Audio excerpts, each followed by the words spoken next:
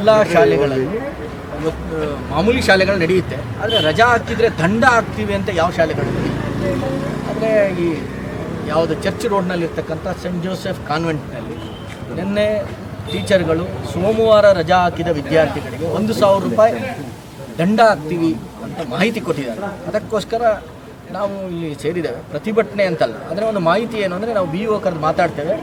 ಸೋಮವಾರ ರಜಾ ಹಾಕಿದೆ ಯಾವುದೇ ಹುಡುಗರಿಗೆ ದಂಡ ಹಾಕಬಾರದು.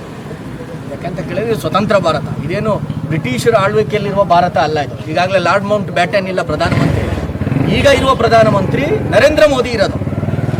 ಹಾಗಾಗಿ ಇಲ್ಲಿ ಇದು ಹಿಂದೂ ರಾಷ್ಟ್ರ ಇದೆ.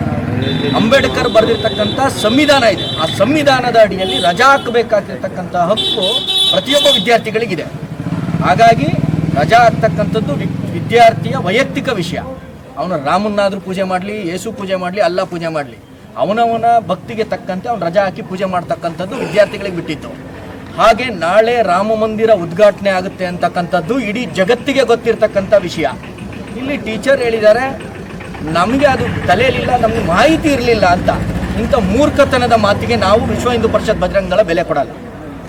ಅವರು ಸೋಮವಾರ ನಾವು ವಿಶ್ವ ಹಿಂದೂ ಪರಿಷತ್ ಬಜರಂಗದಳದಿಂದ ಕರೆ ಕೊಡ್ತಾ ಇದ್ದೇವೆ.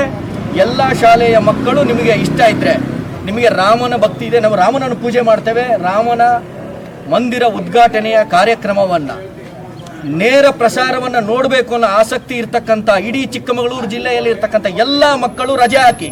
ನಿಮಗೆ ಯಾರಾದರೂ ನಾಳೆ ದಂಡ ಹಾಕಿದರೆ ವಿಶ್ವ ಹಿಂದೂ ಪರಿಷತ್ ಬಜರಂಗದಳ ನೇರವಾಗಿ ಆ ಶಾಲೆ ಮೇಲೆ ದಾಳಿ ಮಾಡ್ತೀವಿ ಮತ್ತು ಆ ಮಕ್ಕಳಿಗೆ ರಕ್ಷಣೆ ಕೊಡ್ತಕ್ಕಂಥ ಜವಾಬ್ದಾರಿ ನಮ್ದಿದೆ. ಸ್ಕೂಲಿಂದ ಅಧಿಕೃತ ಆದೇಶ ಮಾಡಿದೆ ಅಂತಲ್ಲ, ತುಂಬ ಮಕ್ಕಳುಗಳು ನಮಗೆ ಫೋನ್ ಮಾಡಿ ಹೇಳಿ. ನಾವು ಈಗ ಮಕ್ಕಳುಗಳ ಹೆಸರನ್ನು ಅಥವಾ ತಂದೆ ತಾಯಿ ಹೆಸರನ್ನು ಹೇಳಿದರೆ ಇವರು ಮಾರ್ಕ್ಸ್ ಕಡಿಮೆ ಮಾಡ್ತಾರೆ ಮತ್ತು ಇನ್ನೊಂದೇನೋ ಮಾಡ್ತಾರೆ. ಅದಕ್ಕೋಸ್ಕರ ನಾವು ಒಂದ್ಸರಿ BO ಜೊತೆ ಮಾತಾಡ್ತೀವಿ, DDP ಜೊತೆ ಮಾತಾಡ್ತೀವಿ. ರಜಾ ಆಗ್ತಕ್ಕಂಥ ಹಕ್ಕು ಪ್ರತಿಯೊಬ್ಬನಿಗಿದೆ.